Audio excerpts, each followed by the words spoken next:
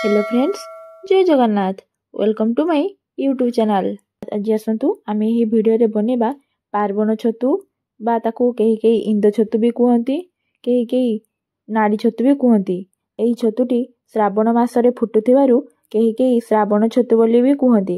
आपण आड़े यही छतु को केउ ना रे डाकती आपण माने कमेंट सेक्शन रे निश्चय जणातु। यही नाड़ी छतु को भल भाव मु धोई नहीं मु हलदी पानी भी धोई नहीं थरे। आपण मैंने भी थोड़े हलदी पानी निश्चय धुंतु। एबे आसतु मु कड़ाई को भल भाव ततई नहीं। कड़ाई भल भाव गरम हो जाए नाड़ी छतु को पकईदबा।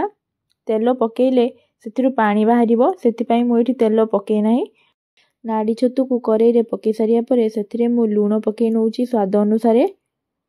से मु हलदी गुंड भी पकई नौची। एबे से सबू को भल भाव मिसई नबा।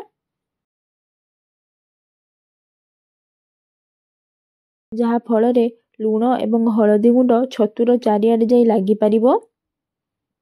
मु ताको एपट सेपट करी भल भाव मिसई नौची। एबे देखंतु छतु को 2 मिनिट पर्यंत एपट सेपट करी सारिया परे ताकू किछि समय छाड़ी दबा सेथिरु पानी बाहरिया पई। मु ताको एठी किछि समय छाड़ी देली 2 रु 3 मिनिट पर्यंत। 2 रु 3 मिनिट पर देखंतु छतुरु किभଳି भाबे पानी बाहरलानी।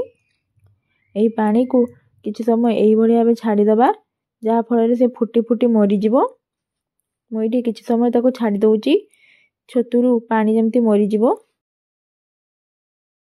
एबे देखंतु 4 रु 5 मिनिट पर छतुरु पानी अल्प अल्प मरिया को लागिलानी।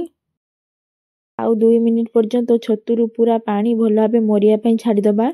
एबे देखंतु 2 मिनिट पर छतुरु पानी पूरा मरी गलानी। आमे ताको एही भଳି भाबे भाजी नउथबा। छतुरु पानी भल भाबे मरी जिबा परे मु छतु को गोटे प्लेट को काढी नेची। एबे सही कड़ाई रे मु अल्प तेल पकई नउची। तेल को किछि समय गरम होआ पई एठी छाड़ी देइची। 2 रु 3 मिनिट पर तेल भल भाबे गरम हो जाए परे मु सेथिरे पकई नउची छतु को। आमे जो काढी रखिथिले प्लेट रे छतु को एबे सेही छतु को मु तेल रे पकई भल भाबे एपट सेपट करी भाजी नउची।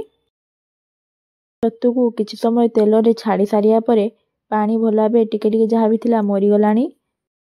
छतुटी टिके सुखिला हो जाए परे मु सेथिरे लंका गुंड 1 चमच एवं जीरा गुंड पकई नउची। ताको भल भाबे एपट सेपट करी भाजी नउची। जे एपर्यंत भाजिबा जे पर्यंत पूरा पानी टी सुखिला न होईची। मु एठी 2 रु 3 मिनिट पर्यंत भल भाबे भाजी नेची छतु को पूरा सुखिला आबा पई। एबे देखंतु छतुटी भल भाबे सुखिला आबा को लागिलानी। एबे देखंतु हमर पार्वण छतु भल भाबे भजा हो गलानी। मु ताको आउ 1 मिनिट पर्यंत एपट सेपट करी भाजी नउची। एबे देखंतु हमर रेडी हेची नाड़ी छतु भजा। मु ताको गोटे प्लेट को सर्व कर नउची। आपण माने एही सीजन रे एही नाड़ी छतु खाइलेनी कि नाही कमेंट रे निश्चय जणातु। एबे देखंतु मोर रेडी हेची छतु भजा। एही वीडियो टी जदि आपण मानको भलो लागि थाए तेबे लाइक शेयर सब्सक्राइब निश्चय करंतु। पुणी देखा हबो नेक्स्ट वीडियो रे। रहुची नमस्कार, जय जगन्नाथ।